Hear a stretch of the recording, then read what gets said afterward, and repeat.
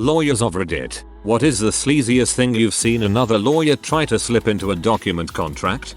I once sent a contract to adverse counsel for their client's signature. We had negotiated the final contract. This guy was a real sleazeball. He changed the contract to include a favorable provision for his client, had his client sign and then sent back to us for counter signature. I don't remember how we caught it, but that is borderline malpractice right there. No borderline on that one, though that actually does remind me of a pretty regular scummy counterpart I've dealt with. He would mark up a contract with show changes only on some of the changes shown in markup, and some others not shown. So if you ever get an edited document from the other side, always do a diff. I got sucked into a dispute with a former employer once over intellectual property rights in an employment agreement. They kept trying to sneak in a clause into the agreement in every other paragraph that gave them ownership of, full rights, responsibilities for, and access to anything I did remotely related to programming or computers outside of work while not on the clock. It was so broad, even my non-lawyer butt knew it was an awful thing. It became a deadlock argument back and forth until I asked if they were accepting liability for any illegal activities I could perform outside of work. Suffice to say, those clauses disappeared by Cobb the next day in the agreement. I get a lot of clients where the consultation goes something like this: client, can I do X? ME, no, X is illegal, and therefore you can't do X. Client, okay, I will do X anyway, even without your help. ME, okay, but now that I know you plan to do X, I can no longer represent you, because I cannot assist in illegal behavior. Client, can we pretend we never had this conversation? ME, no, we can't pretend we never had this conversation.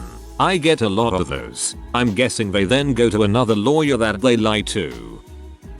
This rarely happens. You'll tank your reputation and other lawyers will refuse to accommodate your requests in the future. If you have a bad reputation, every single case is going to be a tedious fight instead of a negotiation, and your clients are eventually going to figure out that you aren't effective. That said, I've only had 2 lawyers try to slip things in. The sleaziest was a general practice attorney doing a divorce. In my state, divorce proceedings require that you submit a current financial statement almost every time you appear in court. These statements are detailed, but basically outline the extent of your client's assets and debts. Every time I got his client's financial statement, I knew it was falsified. His client appeared to be broke on paper, but anyone could see that his lifestyle said otherwise. Since his client had to sign all of the financial statements, he first played it off as though his client was deceiving him. We did some forensic accounting, and through a fuck up of his own doing, we found that he had a trust set up for his client a long time ago, and he was managing the trust. Guess what we found in that trust? A few $100,000 socked away in the years leading up to the divorce. Guess what was never listed on any of his financial statements? I presented the lawyer with what we found, and he immediately changed his tune and disclosed everything. He played it off to the judge as though he had just found this account and had been duped by his client. It wasn't his last item of stupidity on the long list that was this case, but it was the final doubt to his credibility with the judge. Seriously, his name was right there on the account and the documents. I was told something really amusing recently. My client has directed me to is basically lawyer code for this dude pays my bills, and I don't agree with him, but I have to make a good faith effort to get my paycheck. So please, judge and opposing counsel, please don't believe I'm stupid enough to think this will work. I see my client has directed me to a lot.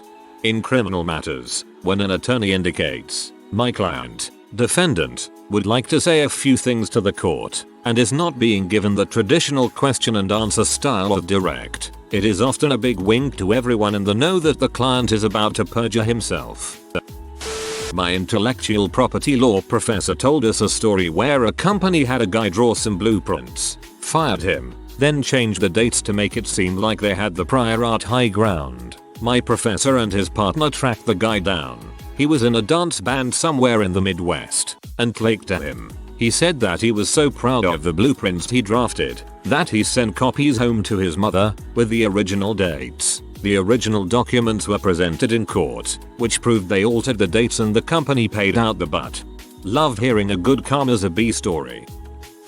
Okay, I'm just going to say this to every freaking person out there who has to review contracts with any regularity. You need to invest in 2 things immediately. 1. Version control software. Being able to finalize document versions and then version them up whenever you need to change a document is huge. Absolutely huge. 2. Redlining software. Doesn't really matter which one you pick as they're all the same. You can even do doc compares in Word, though they're admittedly kind of crappy and not really as good as any of the specialized products out there. The reason these 2 tools are your best friend is because they give you so much more peace of mind when your workflow looks like this. Generate document. That's version 1. It says V1 in the bottom right hand corner of the contract. Send contract to opposing counsel for initial review. That guy comes back with changes. Save this into your system as version 2 and indicate in the comments section of your version control that version 2 corresponds to the first round comments sent over by opposing counsel.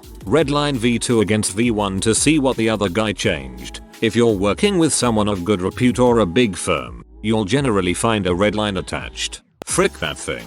Just redline it yourself. If you have good software, it shouldn't take more than the time it takes you to get up and go take a pee for the redline to run. When you're done, you now have a diagram of all the crap that's been changed from your own contract. Version up. You're now at version 3. This is the version in which you accept or reject certain comments in the document that opposing counsel just sent you. When finished with V3, run a redline against V2. Send opposing counsel a copy of V3 and the V3-V2 redline, so it's clear what if anything you changed from the version he sent across. You can basically rinse and repeat with this. The reason I recommend constantly versioning up and running a redline anytime the other side sends something across is twofold. 1. You'll know right off the bat what kind of person you're working with. 2. You can totally call them out on that crap and CC their client to the extent that the situation warrants it. And 3. Being a lawyer is essentially about covering your butt and your client's butt. If you're not taking every extra precaution to identify and isolate risk in your client's engagement, you are freaking up. Although this isn't a story or anecdote, I like this comment. You've provided very useful information that maybe save someone in the future. Not a lawyer but a habitual defendant. During deposition, lawyers always tell you to go slow, and when handed something to read, never assume it is what the cover page indicates it is. Page through and read the entire thing. I was being deposed in a business dispute and was handed a multi-page document. From the first page it was clear that it was a document that I was very familiar with that was about 20 pages long. I slowly paged through the first few pages and it was the document I expected. I was about ready to set it down and say ready when my attorney said, "Did you read the whole thing?" So I went ahead and continued through the document. And what do you know? In addition to the full document, the other attorney had stapled some other important but disputed emails. Once I saw this, a little sidebar went down off the record. Of course their attorney claimed it was an honest mistake, but coming from an attorney, I don't quite believe that. I used to work in divorce. I learned that if you included an offer of attorney's fees to be paid to the other attorney as a part of an offer really favorable to your client, it seemed that that other attorney fought a hell of a lot harder to get their client to settle. Not that I'm cynical towards this profession, mind you. I called my divorce lawyer out on that. He's a state rep in GA now, and still crooked. A law firm in which I worked helped out with a probate. The father, deceased, had 2 adult children who had testified that, yes, the most recent will had not included the half his age girlfriend of the past month. The attorney for the gold digger sent a letter to the children which said, in essence, if you reconsider your testimony, I'll fly you out, pay for your stay, and pay you $7,000 to change your testimony. The first person to reconsider gets double, but only the first. If you don't change your testimony, I will come after you with every resource an attorney has to make your life miserable. It's the sleaziest thing I've ever seen.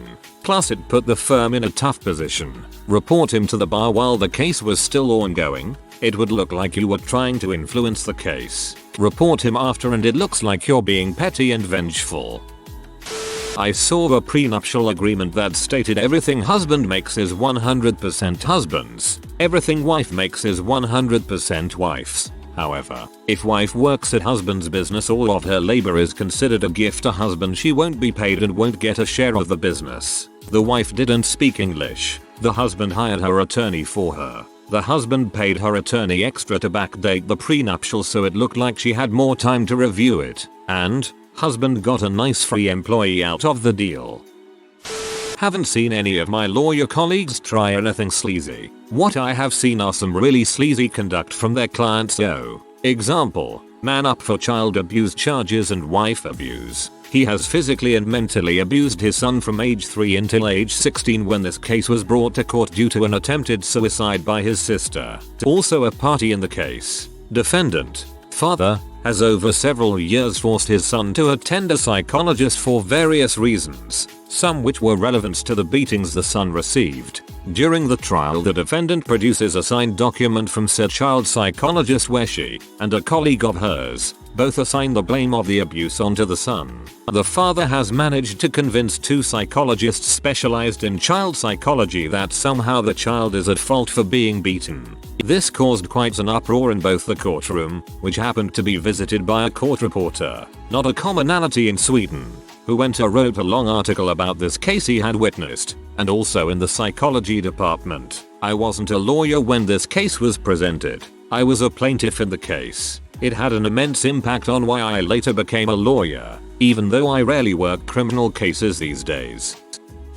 Scummiest thing I ever saw another lawyer do. The company I work for was planning on leasing a fairly large parcel of undeveloped property. I was involved with the lease negotiations from the beginning, and they were taking quite a while. Basically, there were constant revisions to the proposed lease. Finally, after about 8 months of negotiation, we appear to have an agreement. I send over a copy of the lease to the other company's attorney for final review, and their client's signature if acceptable. They send a signed copy back about a day later, indicating that the contract is acceptable. I do a final review before I send it up to the executive to sign. Since he didn't actually read these contracts, he just signed them after reading our summaries, and I notice that there have been small but significant changes to the contract, all in the other company's favor. Unlike all of the prior revisions, which had been clearly marked, this guy just made changes without notifying us. Their action almost certainly was an ethical violation. BC, they intentionally misled you to believe that this was the exact copy you sent. Just saying. I've been an attorney since June 2013, and I already have advice for newer attorneys that I had to learn on my own. Chatty attorneys are dangerous. Here's how. You are ready for a hearing or other court appearance, and as per the norm, something they do not teach in law school, you are waiting for 45 minutes for the judge to show up. This is before the judge even calls the calendar, which involves waiting another half hour unless you're lucky enough to be high on the list. The opposing counsel notices you and makes small talk. Be careful. Yes, it is true many attorneys are friends outside of work, even if they are adversaries in the courtroom. I've seen it and have some friends. However, be careful. Small talk will turn towards the case you are both appearing on, and they'll say something like, "Man, this case is something else, right? If only there was a sign," or something similar. How I was burned. I can't remember what was asked or said during the small talk, which I assumed, my bad, was just banter while waiting for the judge, but once he arrived and we were called, the opposing counsel used what I said to prove his point without context. When the judge asked if I said that, I did, but had to add that he left out context, and the judge didn't care. Hearing lost. Ever since then, as soon as an opposing counsel gets chatty, I shut down with aha answers or go play on my phone like I got an email. Be careful. You are supposed to say, "I don't recall saying that." Most of the time other lawyers don't really try to slip sleazy stuff into documents, etc. But there are some lawyers who will try to do really sleazy things in other ways. It's really rare. However, this is primarily because your reputation in the legal community counts for a lot. Contrary to popular perception, we settle most cases. As a result, trust matters. Example, I am a plaintiff's lawyer. If I pretend that every case I have is a $1 million case, make stuff up, pound the table, manipulate witnesses, documents, etc., it will eventually become well known. The problem there is that when I really do have a $1 million case, every defense lawyer in town will know that I have a reputation as a consummate bullshitter who can't be trusted. Believe it or not, I actually settled a case for $1 million yesterday. It was a class action and it was legitimately worth that amount. But I have a lot of other cases that are not worth that much money, and I won't pretend that they are. If we, my firm, had a reputation as a bunch of lying scumbags, we would have never been able to secure that settlement. We just had a real estate contract where we had verbally agreed to a price and conditions. When the buyer's agent sent the contract through, it was for $2,000 less than our agreed upon price and had several rather unnecessary repairs that would have cost us several $1,000s to finish. Had we signed it without reading closely, we would have been obligated to perform those things that we had never initially agreed to. On top of it all, the buyer is trying to back out of the contract now, even after she signed it. It's all very frustrating. Not sure where you are from, but in Scotland verbal contracts are invalid when it comes to the buying, selling, acquisition, trading of land. So them changing the contract is scummy to say the least, but if it were in Scotland it would be your own fault for not reading it.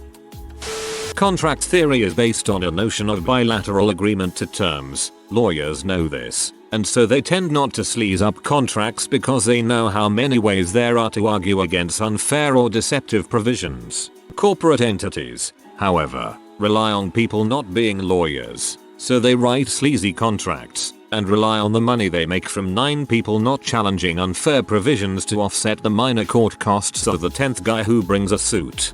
Mortgage contracts are pretty harsh. The bank has a right to enter your home at regular intervals. They can prevent you from owning certain items, pesticides, gasoline in certain quantities. There are a bunch of weird provisions that limit your total freedom, but in practice they don't exercise them unless you are really screwing something up.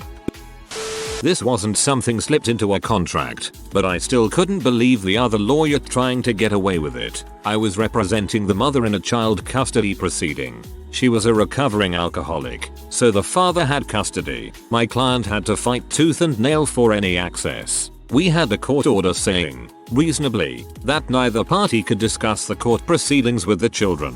Well, during one visit, one of the children asked my client when they'd be able to see her again. She said something like, "Hopefully we'll find out soon once we go to court." A few days later, I'm speaking to the other lawyer and he says this was a breach of the order by my client, and that the father was therefore denying any further access. I wrote him a letter in which my barely controlled rage was evident, and soon the father relented, but I still couldn't believe the other lawyer would go along with it.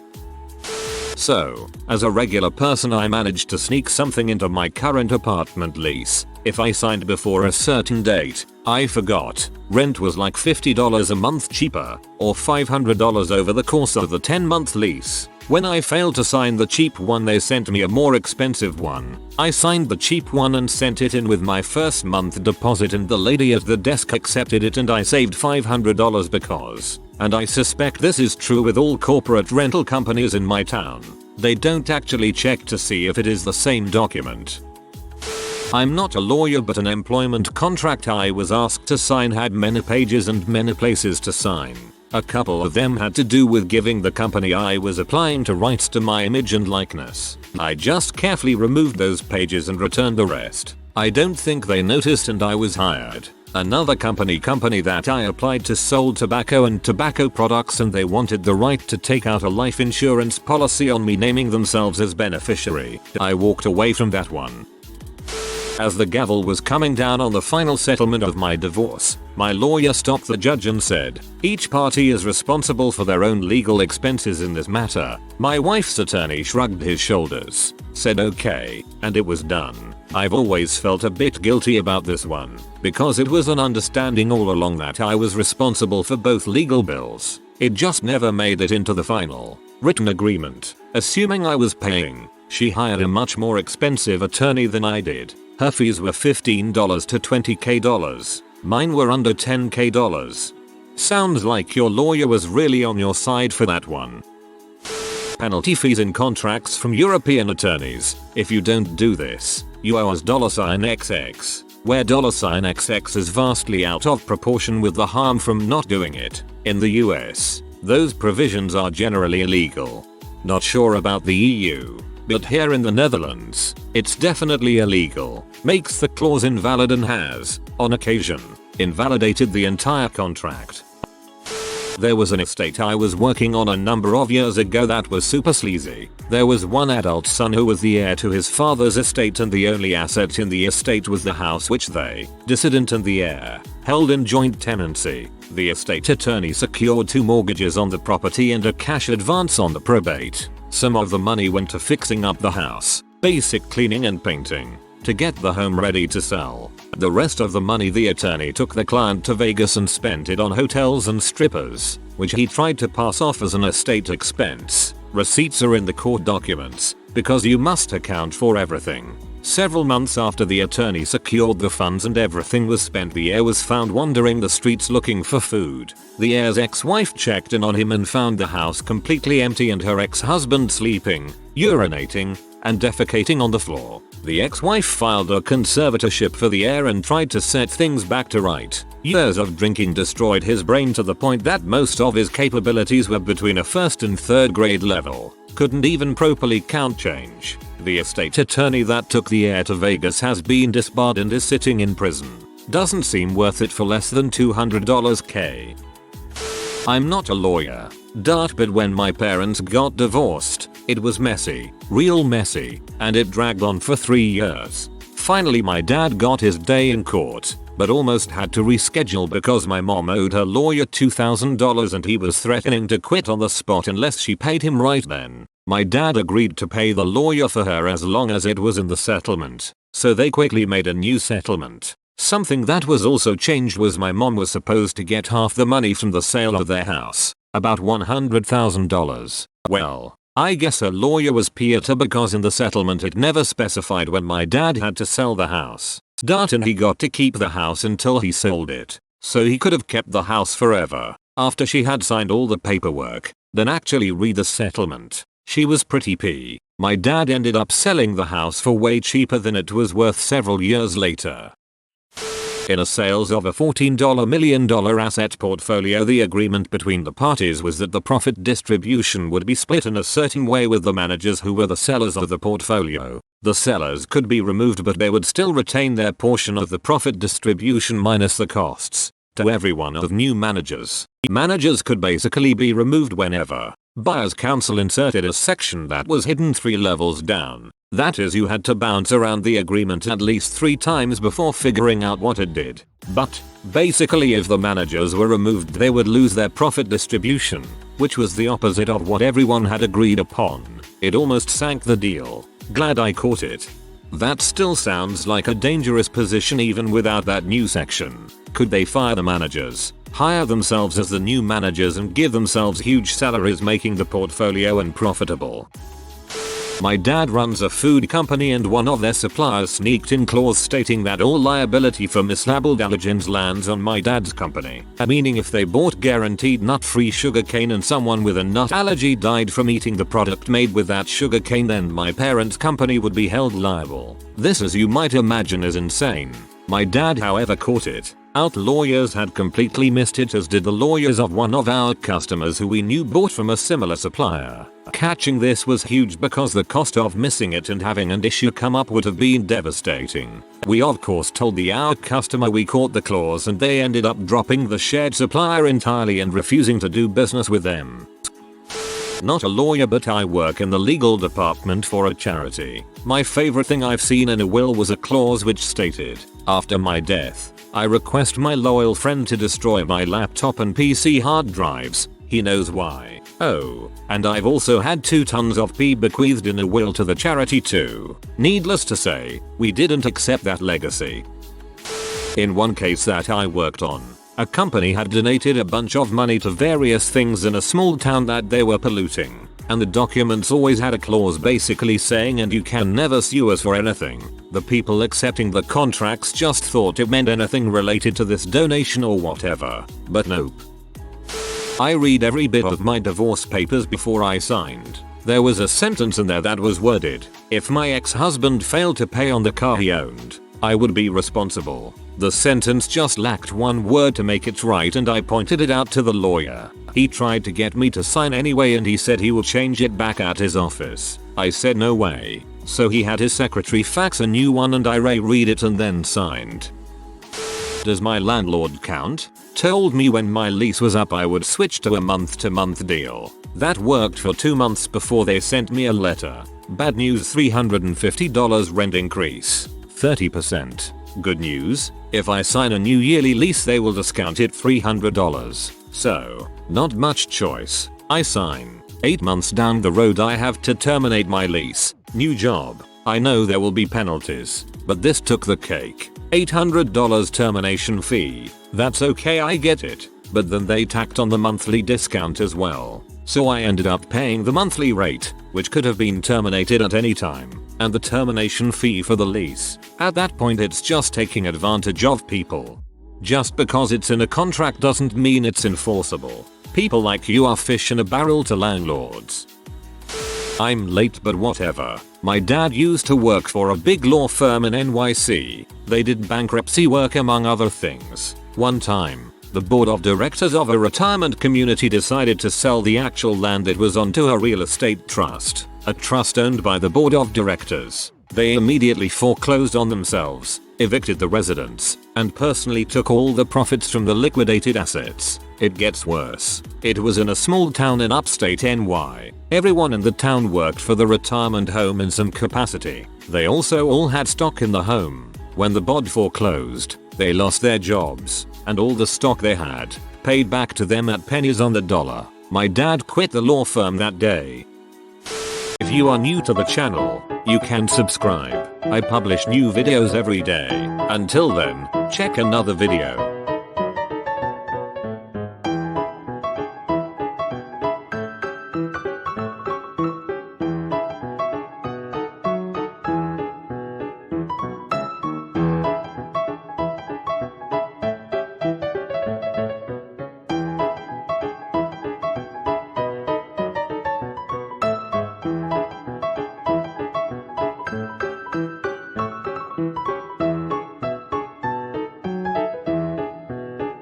Bye for now.